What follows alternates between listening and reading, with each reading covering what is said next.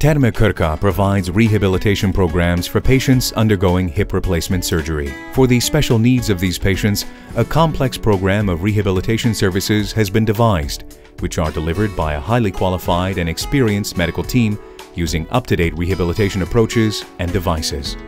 Hip surgery is performed in well-established hospitals near the Krka spa centers. The rehabilitation program in Terme Krka is led by an experienced health team, including a physical and rehabilitation medicine specialist, a physiotherapist, a work therapist, a sport trainer, a medical nurse, and a massage therapist. The rehabilitation program starts with a visit to the spa physician's office, where the physician reviews the patient's medical record, performs a medical examination, and checks the patient's functional performance with the Harris Hip Questionnaire. The goal of the rehabilitation program is to reduce pain, improve the overall physical condition, increase joint mobility, and strengthen the muscles. All these will enable the patient to begin walking independently and to return to their usual daily living and tasks in their home and work environment. The shortest duration of a tailored rehabilitation program is 14 days, and it depends on the type of surgery and the patient's physical and psychological needs. Pain is relieved by cryotherapy, which can be done by cryomassage or by cryopacks, and electrotherapy, TENS and interference, and high-voltage currents.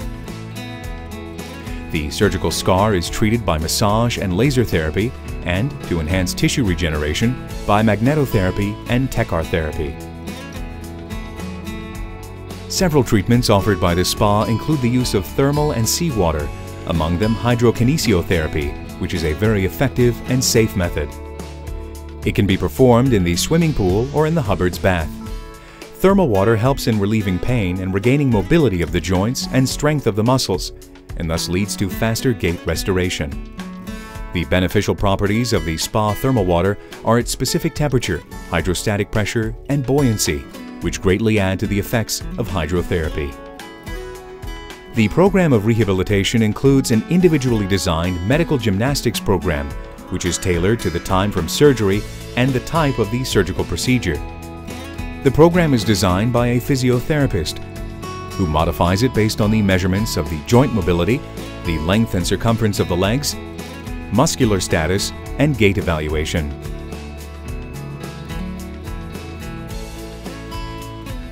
Isometric contractions help stabilize the hip joint and pelvis.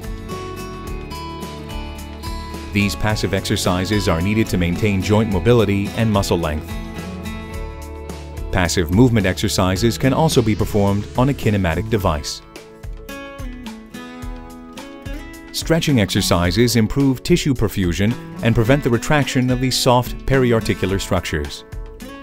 The rehabilitation program also includes actively assisted exercises, which are needed when the muscles are too weak to support weight. Assistance is provided by a physiotherapist. The exercise intensity is gradually increased. Active exercises are an important part of the rehabilitation program.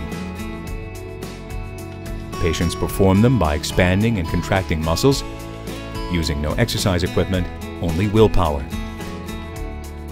It is important that these exercises are appropriate and correctly performed. Patients also have an apparatus available for biofeedback rehabilitation. Proprioceptive exercises are of great importance in the final part of the rehabilitation program. They improve coordination and stability and are of key importance for proper movement of the hip and walking.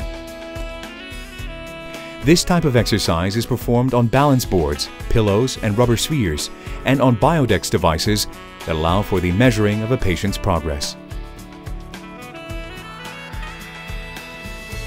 Great attention is paid to the patient's gait. When patients enter the rehabilitation program, they mostly use crutches or walkers to avoid weight bearing on the operated joint.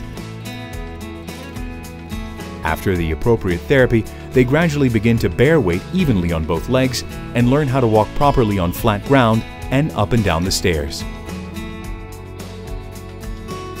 At the end of the rehabilitation program, patients perform functional tests which allow an objective evaluation of the improvement of their condition. Subjective improvement, including pain relief, is evaluated with the visual analog scale.